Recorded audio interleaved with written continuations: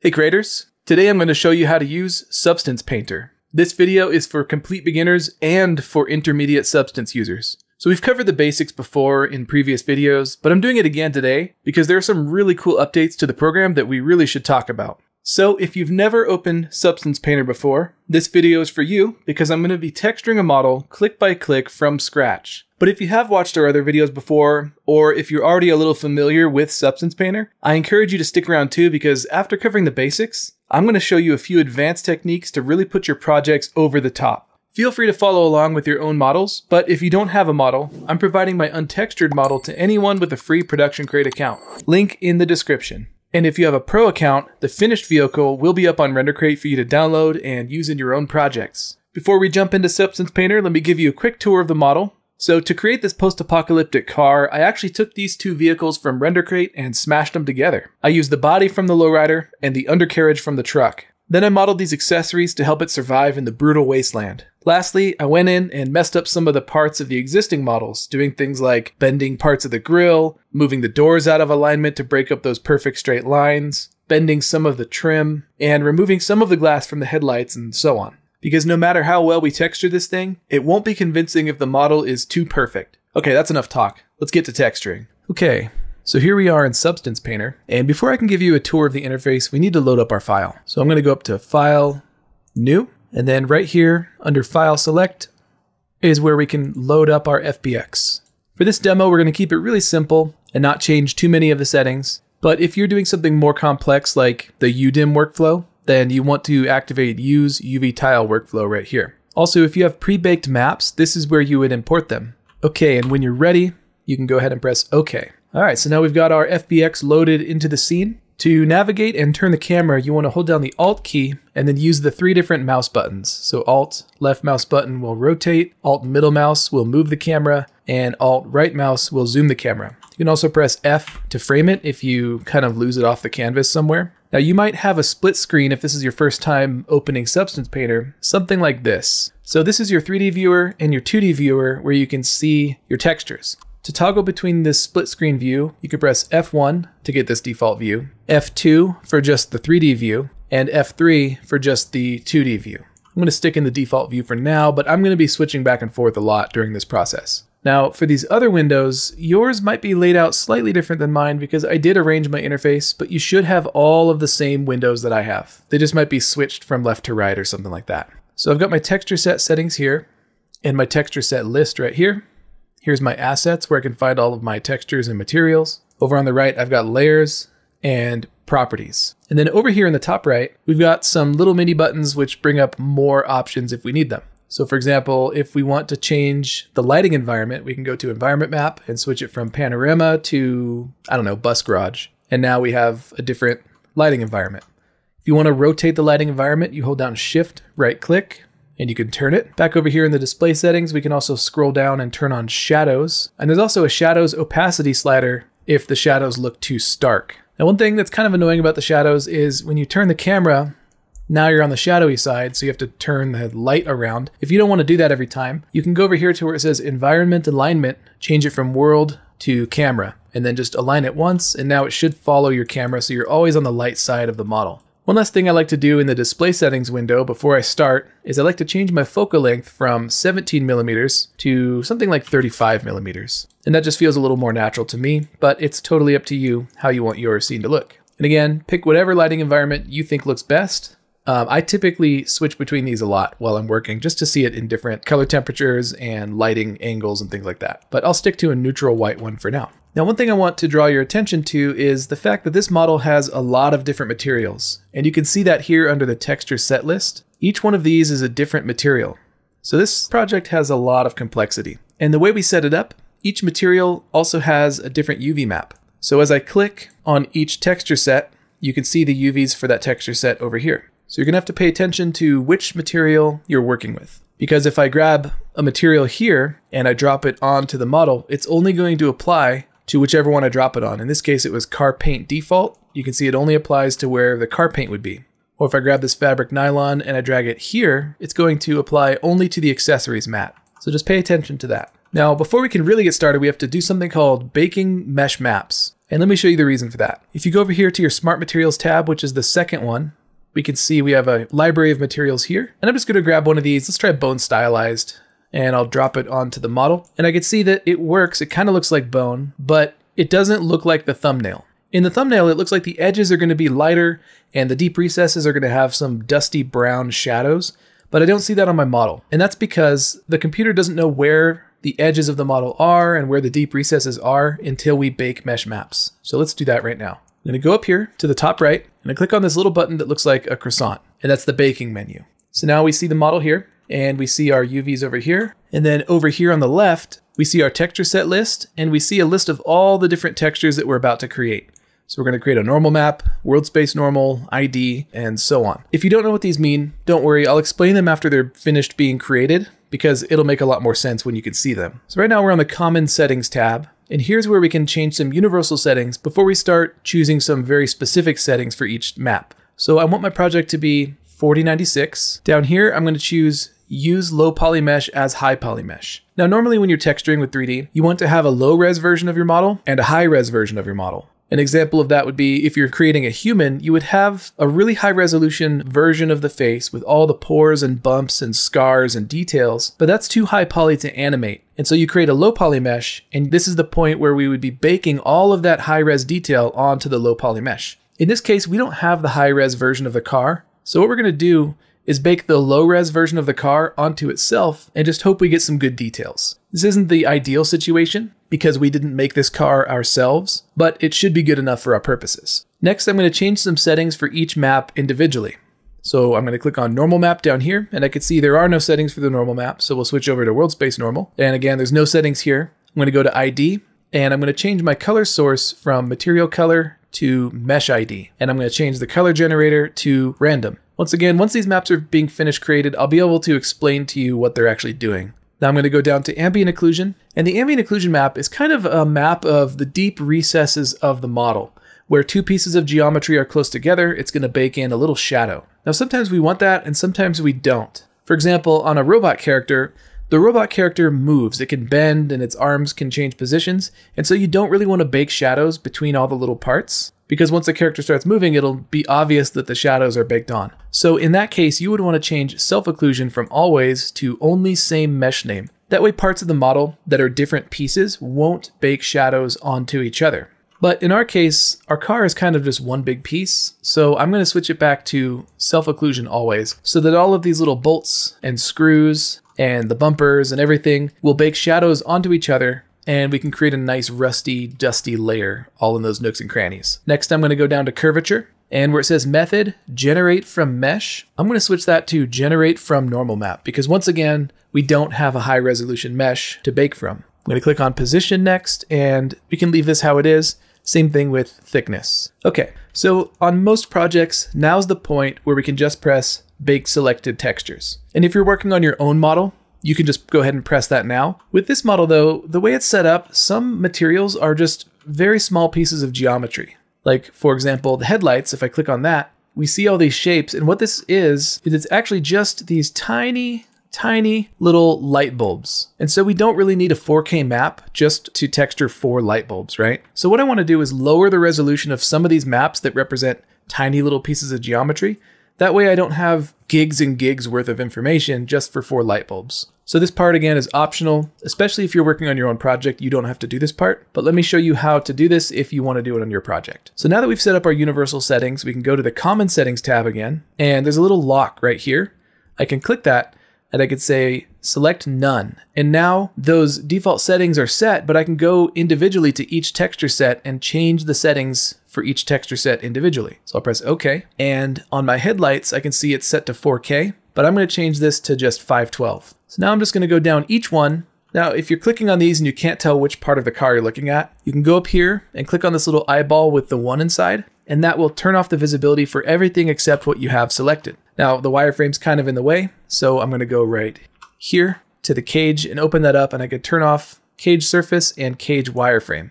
And now we're seeing just the part of the model that we have selected. So I'm going to go down each of these texture sets and just make a decision about whether we actually need a 4K map to represent what we're seeing here. So when I get to car paint secondary, I can see that this texture represents just this little piece of geometry. So I'm going to change the resolution down to about 2K. Now I'm going to fast forward through this because I think you guys get the idea. You don't need to watch me click on every single one. Okay, when you're ready, go ahead and click on that little eyeball with the 1 inside again to bring everything back. And I actually recommend saving right now because this is a very memory intensive process, and if your computer runs out of memory, it could crash. Okay, let's go ahead and press Bake Selected Textures. Now we can see that it's going to run down our list of texture sets and bake each of these maps for every single texture set. So this is going to create a lot of information. Our save file is going to get really big, so just be aware of that. All right, and when it's done baking, we're going to go back up here to the top right and click on this little paintbrush to get out of the baking window. Okay, next I want to check the maps to make sure that they came out okay. And I can also explain what each of the maps does. So if you press B for bake, it will toggle through all of the mesh maps that we just created. So for me, the first one is normal, and we can see this is what the normal map currently looks like. If we press B again, we get to the world space normal map. And this map just tells the computer which direction each face is facing in the world. So if we look at the model from the top view, we can see that it looks mostly green, and that's because all of the green faces are the ones that are facing upward. If we look at it from this side, we can see that all of the faces are mostly red, and from the front, they're mostly blue or purple. So this map is good because if we want to create like a dust layer, like it's been sitting in a garage for decades, we want the dust to be just on top of the model, we can create a dust material and mask it just to the green faces, and then it will be just on the upward facing surfaces. If I press B again, we get to the ID map, and this creates a unique color for each piece of the model. And what this does is it makes it so that we can easily control, drag, and drop a material onto different parts of the model and have it automatically mask to these different colors. Press B again, moving on to ambient occlusion, we can see that this is a mask that shows the computer where the deeper recesses of the model are. And actually what it's really showing is where two things are close together. So down in here, this little crevice, we can see that it's darker. And so we can use this texture later on to mask where we want a dust layer to be. If I press B for bake, we can see the curvature map next. And this map creates a really sharp white highlight on the sharp raised surfaces of the model and a dark sharp highlight in the deep sharp cracks. And now we can see that our curvature map is a little bit faceted. It doesn't look very high resolution. And that goes back to what we were talking about before, where we bake these maps without a high resolution version of this mesh. So that's kind of the drawback of baking a low polygon model onto itself. We don't have as much detail in the curvature map as we normally would. But again, that's unavoidable because we didn't create this model ourselves, and so we don't have a high resolution version to work off of. But that's okay, we can make this work for us later. Press B one more time. This is the position map, and this is a gradient that shows the computer where each part of the model is in space. If we press B again, we get the thickness map. We probably won't use this one, but basically it's just showing the computer which parts of the model are thicker and thinner. If I keep pressing B, we got the height map next,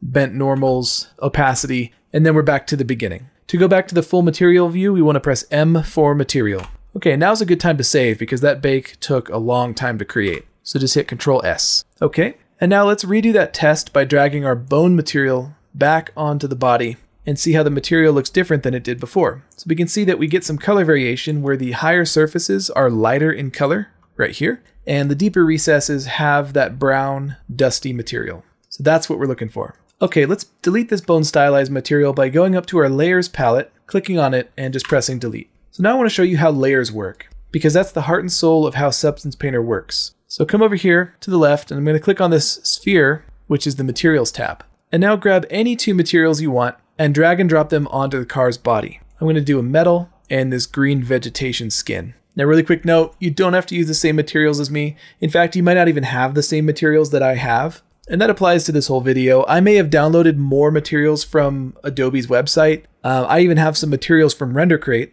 So don't get hung up on using the exact same materials that I have. If I'm using a metal and you don't have the exact same one, just use a different one that you think looks good. But anyway, if we look up here in the layers menu, we can see skin vegetation and metal brushed. And the skin vegetation is on top of metal brushed. And so we see that, we don't see the metal brushed. So you can think of these like Photoshop layers.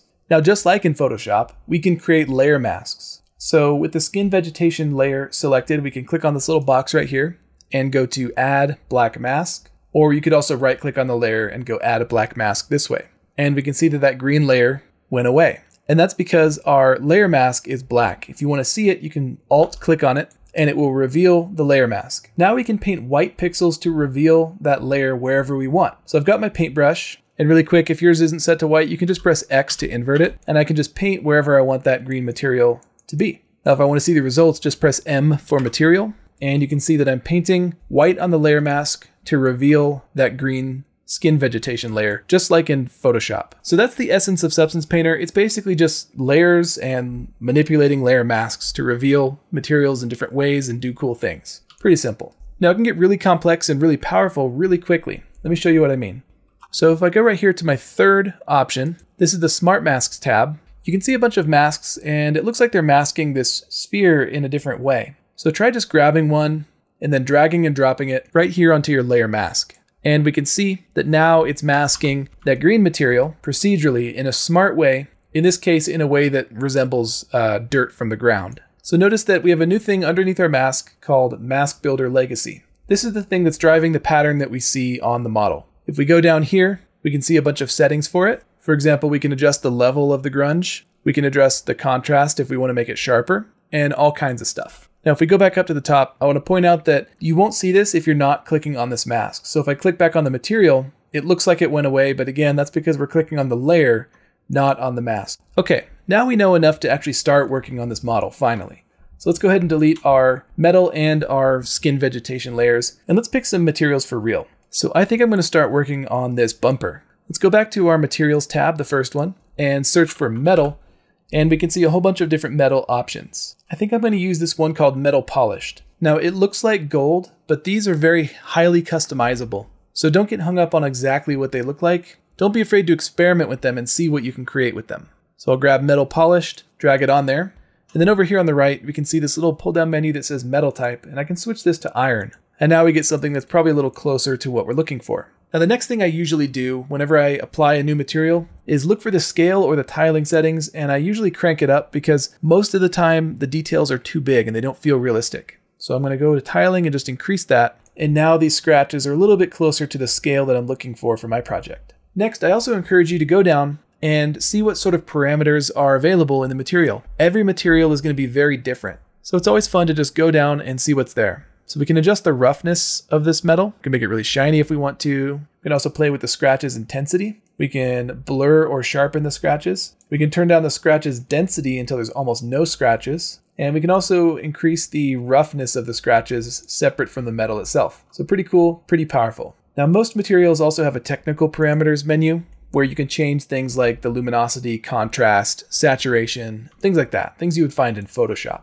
Okay, that's pretty good metal for now. I'm not going to be too concerned with dialing it in perfectly because we can always go back and change it later. Now this is a post-apocalyptic vehicle, so it should be covered in rust. So I'm going to grab this metal rust material and drag and drop it onto my bumper. And now we have metal rust and metal polished on top of each other right here. Just like before, I'm going to right click on my metal rust and choose add a black mask. And then I'll go over here to my Smart Mask tab and I'll search for rust. And I'll just experiment with each of these and see what they look like. So let's start with rust ground. I'm going to click that, drag it up here, and drop it onto the Smart Mask for my metal rust. So here's the result. Once again, don't forget that you can Alt click on your mask over here to see a black and white version of the mask, and it'll really reveal where the rust is falling on the model. I'm going to click on my rust layer, and like I said, the first thing I like to do is look for the scale or the tiling settings, and let's just turn that up so that we get more detail. I also feel like this rust is a little bit too crunchy. It has a little bit too much height information. We can see it's really bumping up on the surface. So if you don't want any height detail, you can actually go over here to the height channel and turn it off. So there's no height in the material at all. Now, if you want to get really advanced, we can turn it back on and we can create an adjustment layer for the height channel so we can really dial it in and make it look the way we want. So if you want to get more advanced, here's how you do that. Come up here to the top of your layer palette and there's this little magic wand called Add Effect. And I can click on that and go to Add Levels. And you can see that it added this adjustment underneath my layer called Levels Base Color. If I scroll down to the parameters, I can see that we get a histogram just like in Photoshop or After Effects where we can adjust the brightness and gamma of the image. Now right now we're adjusting the color map. So if I do this, it's going to adjust the color of the rust, which is not what I'm looking for. Let's undo that. And I'll switch the affected channel from base color to height. So now I can see my histogram for my height. And what I can do is bring these two sliders together, which will lower the contrast of the height channel and make it not so extreme. If you want to view the map directly to really see what's happening, press C for color until you see the word height appear right here in the top right. There it is. Come back down here to the histogram and you can see we're just adjusting the intensity of the black and white height channel. Again, that's totally optional. But once you get the hang of Substance Painter, that becomes a very powerful tool in your toolbox. Now, if we want to adjust the mask that determines where this rust falls on the model, we can click on the mask itself up here in the layer palette, and then click on the mask editor and scroll down to the parameters where we can adjust the global blur, global balance, global contrast, and a whole bunch of other options. Once again, every mask is going to be set up differently, so these sliders will look different depending on which mask you chose. They're not all going to be the same. So I recommend just start playing with one slider at a time to see what difference it makes, and then you'll slowly get the hang of it. So I think I'm going to mess around with my global contrast because if we look here, we can see some really sharp edges where the border of the rust is, and I'm not sure I like that. So I'm going to go to global contrast and turn that down, and we can see it sort of softens up the edge, or I can sharpen it up using this slider. Now there's obviously also a grungy pattern that's creating this crunchy edge, and I can see that there are two textures here. So I can open this up, and I can change the scale of this texture, and I can see that there's some noise patterns getting bigger and smaller as I move this slider. If I close that and go down to the next one, I can see there's another scale slider where I can adjust this noise pattern. And now we're getting a lot more grungy detail in the map. So once again, every one of these masks is going to be set up differently. There's no one way I can teach you that will be universal for every mask, so you just have to open them up and explore and see what each little slider and setting does. Now that I've got a pattern that I'm pretty happy with, I want to go back to my base metal material underneath and change it because it's just way too shiny. It doesn't really match the grungy look. So let's go back to our metal material here, and I'm going to increase the metal roughness. Okay, cool. So we just talked about materials and masking, but let's talk about what a smart material is. And for that, we're going to switch over to our car paint material. So let's go back over here and let's click on the second icon this time. So these are smart materials and they're slightly different from the materials that we've been working with. Let me show you how. So I'm going to search for the word paint, and I found a material here called steel painted scraped dirty. Again, if you don't have this exact material, that's fine. Just grab one that looks good to you. And we may not even end up keeping this material. I'm just trying to show you how smart materials work. Let's drag and drop this onto the car body, and we can see this really cool effect where we've got paint, we've got metal, we've got dirt right here, which actually looks really cool and fitting right on top of the wheel well. We got dirt here in the crevices, just kind of for free on top of the hood. So let's dig into this material and see how it works and how it's different from the materials that we've already been working with. So if I come up here, I can click on my steel painted scraped dirty layer. And if I go down to parameters, I see nothing. There's nothing here at all. And that's because this is actually just a folder full of other materials. So if I open this up, I can see that there are more layers inside. So if I click here, I get base metal, and then I get paint, I get roughness variations, dirt, and sharpen. And these are actually just base materials. So a smart material is actually just a folder full of base materials, and they're all pre-masked in interesting ways to create a certain effect. Now, smart materials are all extremely different. Some of them are created by Adobe, and some of them are created by users. So they may not always be set up in an intuitive way, and if they're user-generated, they may not even be labeled well. So it can get really complex and really confusing and hard to figure out how they're set up. So what I recommend when you open up a smart material for the first time and you're trying to explore it and figure it out is turn off every layer from top to bottom and start at the bottom and work your way back up. So if I leave just the bottom layer on, we get the base metal, and I can see, okay, cool. It's just kind of a basic, shiny, chrome-like metal. If I click on it, we can go down to the parameters, and I'm going to turn up the roughness to make it less shiny so it matches more the vibe of the project that we're trying to do. Next, I'll turn on the paint layer, and I can see that we get this nice red, shiny paint, and it's chipped off around the edges. Now this looks pretty cool, but a couple things I think are wrong with it. First of all, the paint is too shiny. It's kind of the same level of shine as the metal right now. And also the way it's masked looks a little bit too computer generated or procedural. So we want to change it up and make it more organic. First though, let's go down to the roughness and turn that up so that the paint is less shiny than the metal. Then I'm going to click on the mask for the paint layer, and I can see that there's a mask builder inside. So I'll click on that. And now we get a whole bunch of different sliders. So we get a grunge slider, which looks like it kind of eats away at the edges of the paint. That's kind of cool. I could also open up the little grunge menu, and you can see we get a scale slider for the grunge, which is really nice. So if you want more detail in the grunge itself, we can do that. We can close that up when we're done. Now by tiling that grunge, we can see these UV seams. And if we go to this view, we can see what's happening. The grunge isn't really jumping across the gap, so we're seeing this harsh line in the paint job. So over here, we can use this button called Use Triplanar Projection and set that to true. And now we can see that the grunge textures jump across the UV edges. Okay, up here at the top of the parameters, we can lower the level to kind of bring some of that paint back. And now we've got a really cool, grungy looking chipped paint job. Okay, let's jump up to the next layer and turn it on. This one's called roughness variation. And this one's very subtle. It's not adding any new color or any new material.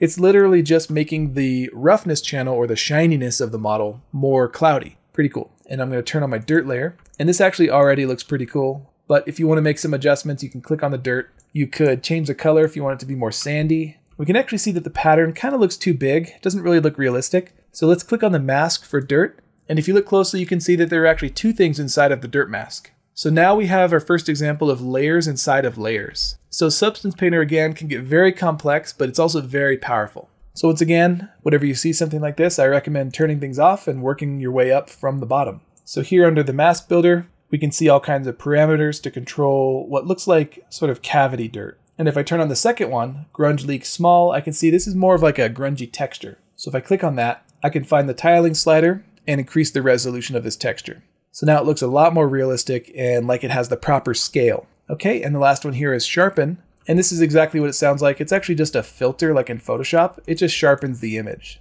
Now I think it's actually too intense. In fact, I decided that I actually don't like it at all, so let's trash it. So that's the way these smart materials work. Okay, so that's all really cool, but what if we're just not getting what we want from these pre-made smart materials and we want to make our own smart material? Well, let me show you how to do that. Let's go ahead and select our smart material and press delete. And let's create the layers that we want from the bottom up, and then we can save it as our own smart material and apply it to other models. So in the smart materials tab, I'm going to search for metal and go ahead and pick whichever one looks best for you. I'm going to use this one right here called Steel Scratched. And this is going to be the deepest layer of our car paint material. I'm going to open this up and make some modifications. First, I'm going to go to the steel base and I'll turn off the height because I want it to be pretty smooth. I'm also going to go into the basic parameters and increase the roughness value so it's not so shiny. And then maybe lower the luminosity just a little bit so it's a little darker. Okay, now we've got a pretty nice bare metal car body. Then I'll go up to the dirt layer. We can click on this dirt mask and I'm going to find grunge scale and turn that up so we get some more detail out of it. Okay, now we've got a pretty nice bare car body. Let's close this up. And now underneath the paint, I think I'm going to add some rust so that wherever the paint chips away, we can see that really rusty surface. So I'm going to go over here and click on materials, search for rust, and we'll use metal rust right here. Drag and drop that onto the car body. I'm going to go in here and I'm going to turn off the height channel because it looks a little bit too crunchy. And I'm going to make a couple more changes. You can see the UV seams showing up. So I'm going to turn on something called triplanar projection to try to avoid seeing these seams in the texture. So to do that, we scroll way up to the top of the parameters, change it from projection, UV projection, to triplanar projection. And now we don't see those seams. Okay, now I want to reveal some of the shiny metal underneath. So let's go up here and add a black mask. And then back over here on the left, I'm going to click on my Smart Mask tab and search for the word edge. And I actually really like this one called gun edges. So I'll drag and drop this into the mask for my rust layer. Now it's backwards, so I'm going to come over here to my parameters where it says global invert and press true. So now we can see that it looks like the edges of the rust have been chipped off and it's revealing the bare metal underneath. I think it looks pretty good, but if you want to make some adjustments, feel free to play around with the global balance to increase or decrease the amount of metal that's visible. Now if I zoom in, I can see that the middle of these rust patches are really solid, and I think I want to add a little bit more breakup. So I'm thinking a scratchy pattern would look pretty nice. So we can modify these masks by adding layers within layers. So right here, I've got the mask editor still selected. I'm going to come up here to the magic wand and click Add Fill, and that's just going to add a blank image. If I look down here, I can see it's currently just a solid gray image, but I can click on this to search for a texture. I'm going to search for the word scratch, and I'll find a really cool looking scratch texture like this one, grunge scratches rough. Click on that. If we zoom out, we can kind of see that it's overriding the underlying mask editor. So we need to blend these together. If I alt click on my mask, I can see what's happening. It's just pasting that image over top of that pattern that I generated. So what I want to do is come over here and I can see I can change the blending mode of each of these sublayers. Right now, the grunge scratches is set to normal blending mode. Now these are currently white scratches and I want them to be black scratches that cut into these big white areas. So what I need to do is change my blending mode here to subtract. And now I can see that these scratches are cutting into my original pattern that I created. I'm getting the effect that I want, but they're too big. So I'm going to go over here down to tiling and I'm going to increase the tiling of this texture. That looks pretty good to me, but if you want to refine it even more, there are more options down below. Now this already looks pretty cool. It kind of looks like when the end of the world happened, someone had been working on their hot rod and they stripped the paint and it never got painted and now it's just rusty. So if that's the look you're going for, you could actually stop right there, but I'm going to add a paint layer. So let's go back over to our smart materials and I'm going to search for the word paint and let's experiment with some of these. I'm going to try this blue one called Steel Painted Stained. So now we've got this blue paint on the model. Let's open it up and make some changes. And like I always suggest, start at the bottom and work your way up. So the bottom one is called the base paint, and I don't know if I want blue, but this is always changeable in the future, so I don't really want to spend too much time trying to dial in the perfect color. Okay, so now I need to mask off this entire folder called Steel Painted Stained. So I'm going to right click and add a black mask, and then I'll go over to my Smart Masks tab, and I think I'll try out this mask called Rust. I like the pattern that it created, but I want to invert it, and now you can see that there are some holes showing through in our paint. Okay, and this already looks really cool, but I want to show you guys a more advanced tip that will just put your projects a little bit above other people's projects that you'll see. So what I want to do is actually give the paint some depth as if it's peeling up. Now we actually have a video where we go into a lot of detail about this technique I'm about to show you. So if you want to watch that and learn more about what we're about to do, we'll link that video in the description. But just really quick, I'm going to use a technique called anchor points. So to do that, I'm going to go back up to here, and I'm going to make sure that I'm in my mask for my paint layer. I'm going to click on the magic wand and I'm going to add an anchor point. Now we get this new thing called Steel Painted Stained Mask, and it's got a picture of an anchor. And this is basically just like a little reference point that's looking at everything below it. Now we can create other layers in the material that will reference anything that's happening below this anchor point. I know that's confusing, but let me show you how it works. So I'm going to click on my layer and then I'll add a new fill, which is this little paint bucket, and I'll name this new blank fill layer Paint Edges. Now I'm going to scroll down to the parameters. I'm going to turn off everything except the height channel. And then I'll go to the height and I'll turn it up very slightly. I'm talking like 0.02, somewhere around there. Now let's go back up and add a black mask to our paint edges layer. With that black mask selected, let's add an effect and add a fill. Now let's scroll down to the parameters where it says grayscale and click on that. And instead of picking an image, I'm going to go over to anchor points and grab my anchor point out of the list. And now you can see what happened is it looks like the paint is bumping up, which is kind of what we wanted, but we can do a little bit better. Now the reason why that happened is this. If I alt click on my mask, I can see that it's basically duplicating the mask from the layer below it to this layer above it, because it's referencing this anchor point right here. So anything that we put below this will be copied into the mask of the paint edges. And what's really cool is we can add effects to this fill layer now to make a really nice paint peeling effect. So I'm going to alt click on my mask again so I can see it. I'm going to click on my fill bucket right here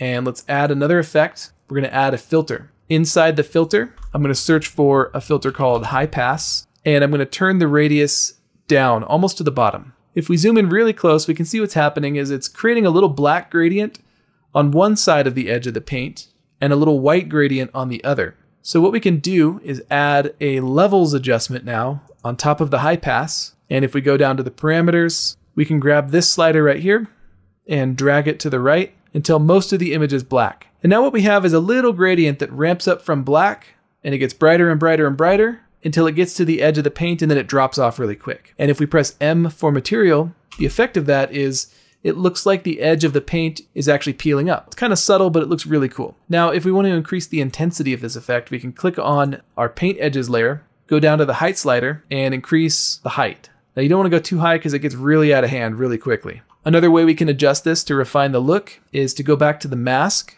click on the high pass filter, and then scroll down to parameters and increase or decrease the radius. And that will soften or sharpen the edge. All right, so you might be saying to yourself, big deal, why'd we go through all that trouble just to get like kind of a little bumpiness on the edge of the paint? Well, the cool thing about this anchor point is that it's dynamic. Anything that we put underneath it will show up in the height channel that we just created. So if I click here on Mask Editor and I go add a paint layer now, as long as it's underneath this anchor point, we can paint on our mask and it will update the height channel. So I've got my paintbrush here, and if I go over here to my Alphas tab on the left side of the screen, I can pick whatever image I want, and if I click here, you can see that it removes the paint layer and reveals the rust underneath. But the edge is bumped up. So now I can customize my paint job and add scratches and damage wherever I want, and it will dynamically update. I can try to tell a cool story with the textures. And because we took the time to set up these building blocks, now I'm just free to create and paint and come up with whatever specific details I like to tell the story that I'm trying to tell. Pretty cool. So I want to add one more little layer of detail. So this is a really rusty car. There's a lot of rust exposed underneath the paint. I feel like some of it would have dripped out and run down on top of the paint. So I'm going to add one more rust layer on top of everything. And let's do the same thing we did before. I'm going to go turn off the height channel and I'm going to increase the tiling. Then I'm going to add a black mask to my very top rust layer. And I'm going to come over here to my smart masks. I'm going to search for the word rust. And I'm going to use the Rust Drips Smart Mask and put that up on top of my uppermost metal rust layer. And now you can see it looks like the years of exposure to the elements and rain has caused it to drip down and stain the paint on top. Okay, I think that looks pretty good for the car paint. I'm going to leave it for now. We can always come back, make adjustments, expose more bare metal, change the paint color, but I'm going to save that all for later. I promised you that I would show you how to turn this into a smart material so that you could apply it to other parts of your model really quickly and easily, or even other projects in the future when you're working on other things. So I'm going to click on my very top layer just to make sure I'm at the top of my stack. I'm going to add a new folder, and I'll name this folder Mike's Rusty Paint. Let's select all of the materials that we just created all the way down to the bare scratched steel, and I'll drag and drop that into Mike's Rusty Paint. And now you can see I have this group or folder that I can close and collapse my layers, which is really nice and convenient.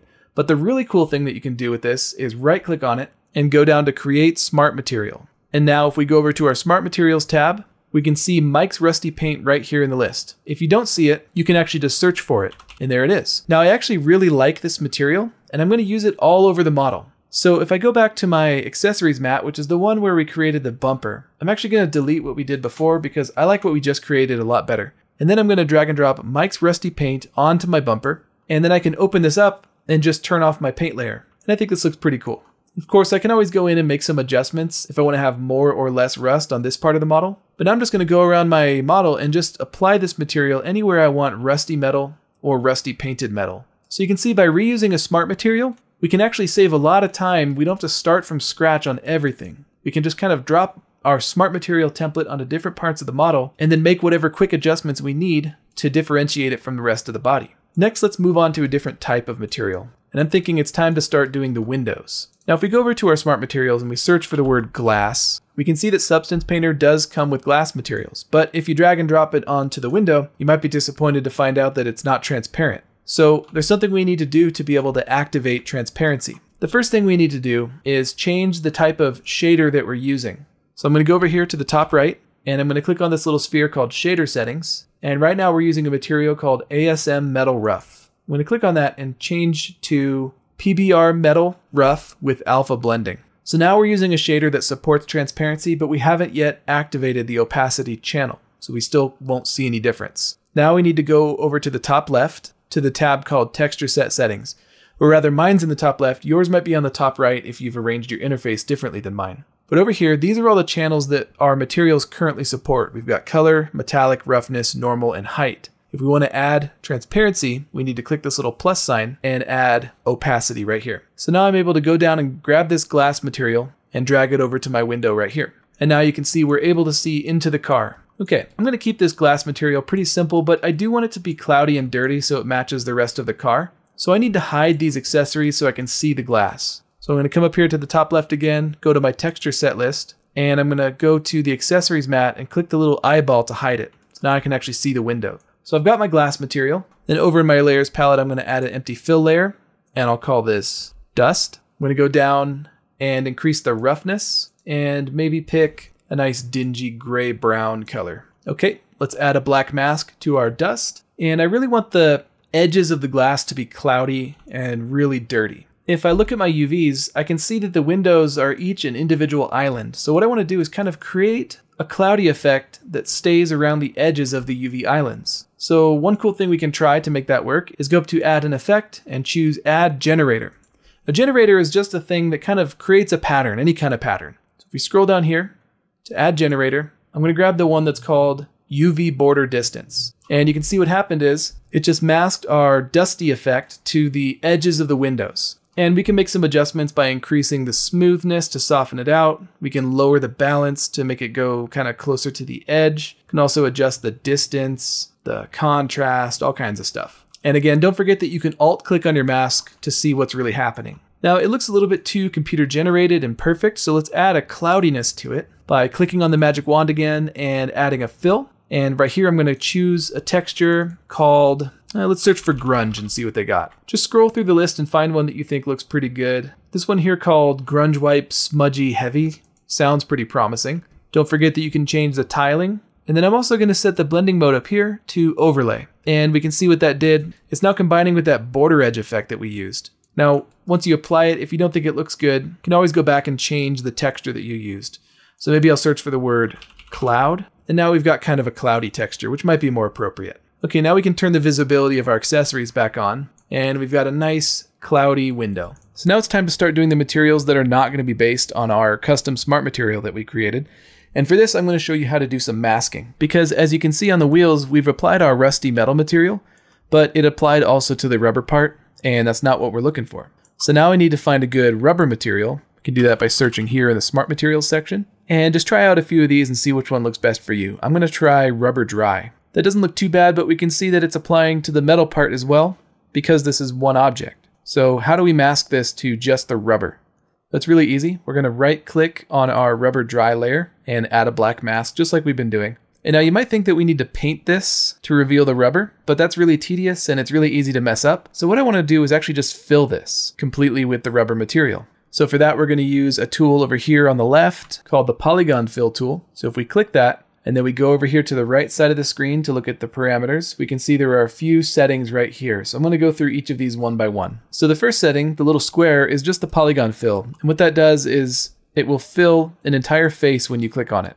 And I can click and drag to fill multiple faces. The next setting is the cube, which is the mesh fill mode. And what that will do is fill an entire model, an entire mesh, which is actually what we're going to do for these wheels. But just to show you the last mode, I'm going to undo that. And we're going to click on this last one, which is UV chunk fill. And what this one does is it will fill the model based on these UV tiles. So if I click on this tread, I can see it filled just the tread based on this UV island, which can come in really handy. But for our purposes, we're going to use the third option, which is the cube, and just click on the wheels. And now we can see that they're rubber. Okay, we're almost done. We just need to finish applying base materials to the rest of the model that's missing them.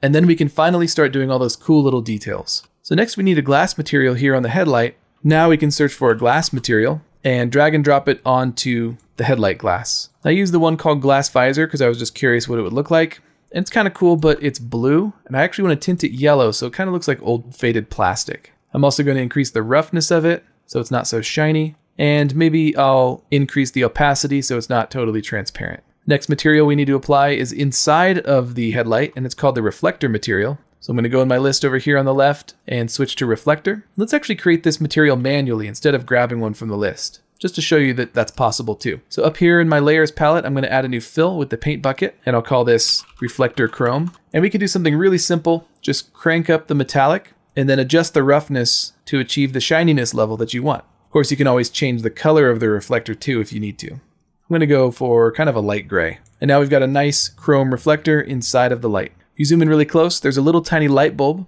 That's actually the headlight material. For that, I'm going to create another fill layer up in my layer palette. And if we want this to glow, we can actually just go to the emissive channel and turn that up. And now we've got a little light. So now when we render this in Blender, this will actually be emitting light. Okay, another material that we're missing is the tail light glass. So very similar to the headlight glass, we're going to use this glass visor material, but I'll open this up and I'll tint it red. Pretty cool. Next, I want to do the interior, but it's kind of hard to get to. So if we want, we can go over to our materials list in the texture set list and turn off the roof material. And then in my smart materials, I'll search for leather. Leather stylized might work. Okay, I'll turn the roof back on. And the very last material that I think I need to do on my project here is this one on the bottom, which is actually called blackout. That's because if you look at the original Blender scene for the car that we used to create this vehicle, this plane is actually just set to black so that it looks like a cavity. So you could do that if you want to. Here's how you would do that. Create a new fill. Let's choose a black color and then crank up the roughness so there's no reflection at all. And that's totally fine if you don't want to draw attention to the bottom of the car. Another option for the underside though is to use our rusty paint material that we created earlier, and then maybe just get rid of the paint layer so that it doesn't draw attention to the underside. I think I'm going to click on the under rust layer and make it really dark. And that also kind of blends that plane with the rest of the undercarriage. Okay, so now the car is basically 90% done, and now we can do the really fun part, which is the bespoke little details that we can paint on by hand. That's actually the part that I feel like we should take the most time on, just really dialing in those handmade details to tell our story. So there's a lot of things we could do to really add a ton of detail, but I'm just going to show you a couple ideas to get you started. So the first one is I'm going to show you how to create weld lines using the new curve tool. And that way we can make it look like these accessories were handmade. I can see that the only material applied to my bumper and my accessories is Mike's Rusty Paint.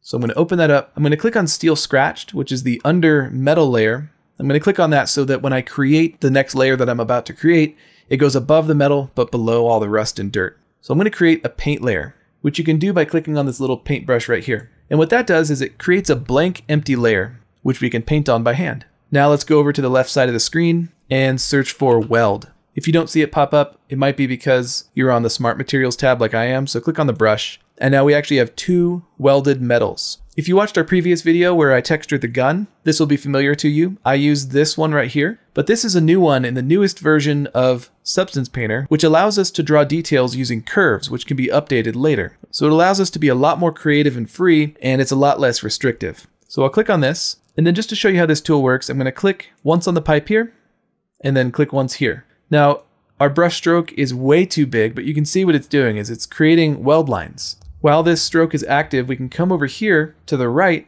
and we can adjust all of our brush settings, and they'll update after we've already drawn our brush strokes. We can make adjustments after the fact and have full control. So first of all, I think the brush stroke is too big. So I'm going to find the size slider and turn that down, and you can see it's dynamically turning down the stroke. We can also adjust the spacing after the fact. Can also adjust the size jitter, the angle jitter, and if you scroll way down, you can adjust the color. If you want to darken it down, you can adjust the border color spread, border color opacity if you just want to fade that out, shape irregularities, relief detail intensity, so just a ton of parameters. Now the really cool thing about this is I can adjust the curve after the fact as well. So I've still got my pen tool active, and I can just drag this and adjust where the brush stroke is if I didn't quite get it right. If I press enter, it'll deactivate the brush so I can draw new ones. Press enter, but you can always go back by clicking on this line again, and that reactivates it, and I can make adjustments again. So it's never set in stone. It's really, really powerful tool. So I deleted what I just did, and now I'm going to draw my weld lines for real. So I think anywhere there's a bend in the pipe, I'm going to draw a weld line, and then also wherever 2 pipes join. So this will take a while, but it's definitely worth the effort if you want to make your project stand out from everyone else's and just look that much more realistic. We did an entire video a while back where I talked about how to add these little details that trick the eye into thinking it's more real. Just little finishing touches that you can do. So if you want more ideas, go check out that video. We'll link it in the description down below. Okay, so I've gone around the model and I've added all my little weld lines everywhere. Okay, now I'm going to show you guys how to do a really advanced technique. We're going to create a hole brush where we can just paint brush strokes and tear sort of like rusty holes into the body of the car. And we're going to do that using anchor points, which if you remember from earlier is the technique we use to create these paint chipped edges. But we're going to kind of take that idea a little bit farther to generate a really advanced, powerful brush. So I'm on the car paint material. So now at the very top of the material, I'm going to add a fill, and I'm just going to call this hole. And we can turn off all of the channels except for the opacity, and we're going to turn that all the way down. And if you zoom out, we can see that the entire body of the car is now transparent. Let's right click and add a black mask. And then inside of the black mask, I'm going to click on the magic wand and add a paint. I'm also going to click on the magic wand and add an anchor point. And now anything I put on the paint layer is going to get picked up by that anchor point, and we're going to use it later to drive other cool effects like dents, metal scratches, and rust. But let's test this out. If I paint on the paint layer, you can see we're making the body of the car transparent. We can see through it. And anything I paint on that paint layer is going to get picked up by that anchor point, and we can use that later on to drive cool effects like metal chipping and rusty effects and stuff like that. But the first thing I want to do is create a new layer, which will cause the body of the car to dent inward around the edges of the hole. So I'm going to click here, and I'm going to add a new fill layer, and we'll name this hole dent. We're going to turn off every channel except for the height, and we can lower the height value just a little bit. You won't see any difference yet, but I'm going to lower it to about 0.1. Now let's add a black mask to that hole dent layer, and then we'll click here on the magic wand and add a fill. If we go down here to the parameters, I'm going to click here, and instead of applying a texture, I'm going to go to anchor points, and I'm going to select the hole mask. And if we rotate the light, we can already kind of see something happening. It looks like there's a little bit of a bevel around the edge. Remember, if we Alt-click on the mask for the whole dent layer, we can see that it's basically just copying my painting from the layer below it. Anything underneath this anchor point is going to be copied up to here. But the reason why this is so powerful is, again, we can add filters and effects above this fill layer to alter the mask. So I'm going to add a filter, and then down below, I'm going to search for a blur filter. And now if I adjust the intensity of this blur filter, you can see I'm just kind of spreading out that dent. Now, quick note, if it's not denting enough, you can always go back up to the actual layer and then lower the height even more to make a more extreme indentation. Okay, this is working, but it's kind of a little bit too perfect. So let's go back into the mask for whole dent. And then between the fill layer and the blur filter, I'm going to add another filter here. And I'll search for one called warp. And what warp does is it allows you to distort an image and make it a little bit less perfect. So I think I'm going to make it a really subtle effect, just so that it's not a perfect little bevel every time I paint. Now remember, speaking of painting, if I ever want to change the shape of the hole in the hood, I can go back to my paint layer and just paint, and it will automatically add that bevel to all of my brush strokes. And if you want to remove it, you can always paint black. All right, so we've got a hole, we've got a dent in the hood. Now let's add a little bit of metal around the very sharpest edge of the opening. So I'm going to create a new fill layer by clicking on the paint bucket. I'm going to make sure it's down in between the whole dent and the hole. Over here, I'm going to turn off the opacity layer, and then I'm going to increase the metallic channel all the way up. And I'm going to darken down the color, I think, to make kind of a dark steel. You can also increase the roughness so it's not so shiny, but that's personal preference. Okay, let's name this layer Hole Metal Edge. Just like before, we're going to right click and add a black mask. And then we're going to go to the magic wand and add a fill. And then down below, we can click on this, go to the anchor point, and add a hole mask. You might be noticing that this is going to become very repetitive. So for each of these layers, we're going to set these up the same way. Okay, so if we Alt-click on the whole metal edge mask, we can see again, it's just copying the painting that I did. So what I want to do is actually have a metal edge just on the outside of this circle. So here's how we can do that. I'm going to add a filter on top of that fill, and I'm going to search for a filter called high pass. And then inside the high pass filter, I'm just going to lower the radius down. And we can see what we've got is the image is mostly gray. Just on the outside of the circle that I painted, there's a black fuzzy border. And on the inside, there's a white fuzzy border. I want to invert that. I want the white one to be on the outside because we're trying to create a metal edge on the outside of our paint job. So I'm going to go up to my effects and I'm going to add a levels effect. And then I'll come down here and I'll press invert. And then I'll grab this slider and drag it just past the middle so that the entire image is mostly black with just a little white outline around the outside of the hole that I painted. And now if I press M to view the material, I can see that there's a little bit of a metallic edge in there. Of course, we can play around with the levels to try to get more of an edge. I think I'm also going to mess this up a little bit using that same warp filter. So I'm going to add a filter, search for the word warp, and then lower the intensity, just so it's not a perfect circle. So one thing we can do to add a little bit more detail is click on the metal layer and then go down to the height and turn that down just slightly so that the metal bumps down even lower than the paint. Okay, we're almost done. Now we just got to add some rusty grunge. So I'm going to go over here to my materials and I'm going to search for that rust material, and let's click and drag it all the way over to the right and drop it above the whole layer but below the metal edge layer. Okay, next I got to mask it like I did the other layers. You know what to do. Let's add a black mask, and then I'll add a fill, and then to that fill I'm going to click right here, go to the anchor point and choose the whole mask. Then I'm going to alt click so I can see the mask, and again I want this to be on the outside of the circle. So inside of the mask I'm going to add a filter just like before, and for the filter I'm going to choose high pass. Let's lower the radius. Once again I need to invert it so that the lighter part is on the outside of the circle. So I'm going to add a levels adjustment right here. I'm going to press invert, and then I'll grab this slider and bring it down, just repeating the same process that we did for the metal layer. Now I can go back to the high pass filter and increase the radius, and we should see the rustiness kind of grow. Now we're getting some weird height effect, and I think that's because the rust material has a pretty extreme height channel. So I'm going to click on that, and I'm going to test it by just turning this height channel on and off right here.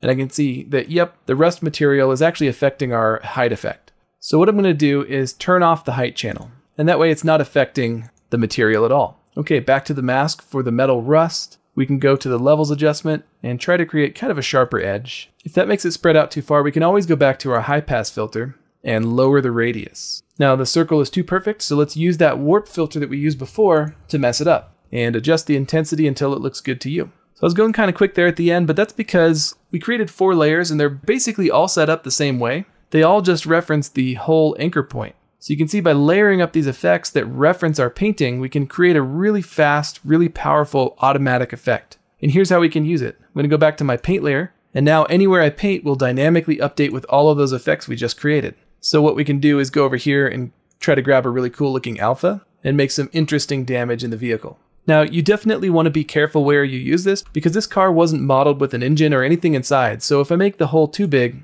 like that, it'll reveal that there's really nothing inside the model. So try to make holes that are not too big and not too revealing, and especially try to use them in an area where there actually is something behind it. So maybe like right here on the wheel well, all the shocks and everything are behind it. You can see that there's still a little bit of detail back there. The other cool thing about this technique is if you're painting and you realize you don't like something, this is all still live and dynamic over here in our layers. So let's say I'm thinking too much of the sharp, shiny metal is showing. I can always go back to my layer and maybe go to the high pass filter and lower the radius to get a little bit less of that metal effect. And it will update all of the brush strokes that I painted all over the car. So that's a pretty cool effect. I encourage you to come up with some other cool ideas and ways to use anchor points to add a bunch of little details to your scene. So what else would be on an old beat up car that's been souped up for the apocalypse? Maybe bullet holes, maybe some tribal markings. Maybe they would even spray paint some messages on the side of the car to warn their enemies. All right, so I went through and I added some holes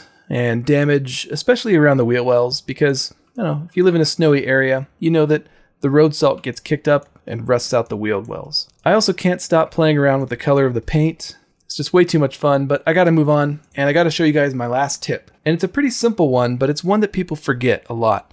And that's to add one last layer of unifying dirt and dust over top of the entire thing, especially if you're doing something grimy and post-apocalyptic like this car. So for the dust, I think I'm going to use that same rust material that we've been using this whole time, but I'm just going to mess with the color of it and change it to look like dirt. So first things first, I'm going to change our projection method to triplanar projection just to get rid of those seams.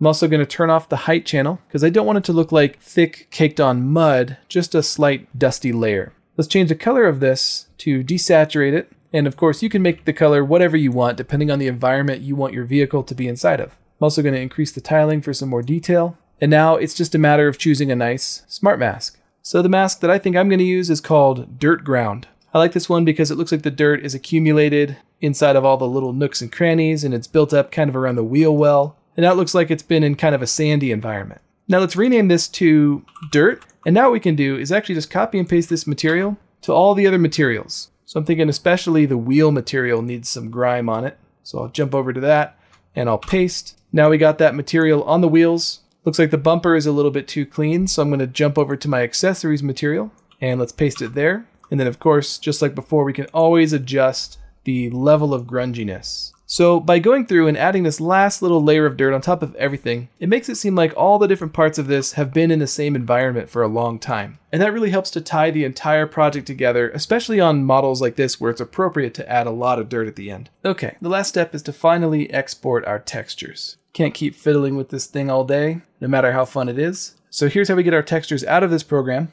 and into another program like Blender. Now, quick note, this is optional, but remember way back in the beginning when we changed the resolution of these different texture sets because some of them represent very small pieces of geometry? We actually need to do that again, kind of. So what we were doing before was changing the resolution of these utility maps, these mesh maps that we were creating. But as we've been painting these textures and our color maps and our roughness maps and all that fun stuff, they've all been actually generated at 4K. You can see that right here. Each of our texture sets is currently set to 4K. And if we export all of these maps at 4K, our project is going to be huge, and that's kind of unnecessary.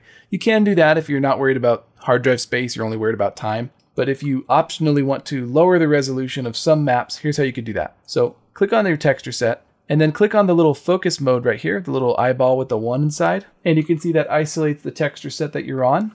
And that way you can see which one you're working on. This one's okay at 4K. If I jump down to the next one, aluminum satin, this one's probably okay. Axle 1 is probably fine. Black metal's probably fine. But if we keep scrolling down until we get to the one that says headlights, once again, this is a very small piece of geometry. So what I'm going to do is switch over to my texture set settings and change the size down to 512. And then just continue down your list and do that for any piece of geometry that seems really small. Headlight glass is pretty small, so I'm going to change that down to maybe 1K. This one called Plastic Dark Glossy is just the brakes, so maybe I'll make that one 2K. Okay, once you've done that, just click on that little eyeball with the 1 to bring everything back. To export our textures, we're going to go up here to the top left and go to File, Export Textures. Here's the export window, and you can see here under size it says it's based on each texture set size. So that's why we went through and changed the resolution of all of our different texture sets, because there's no reason for tiny little headlights to be 4K. Now over here under the output template, because I'm going to Blender with this project, I'm going to choose Blender Principled BSDF. Obviously, if you're using Unreal Engine, then feel free to choose that out of the list. Or if you just want a generic PBR metallic roughness, you could also use that template. Over here on the left, we can see a list of all of our texture sets. And once again, I just want to reiterate that this isn't really typical of a project. We have a ton of texture sets because we smashed multiple projects together and they all already had materials.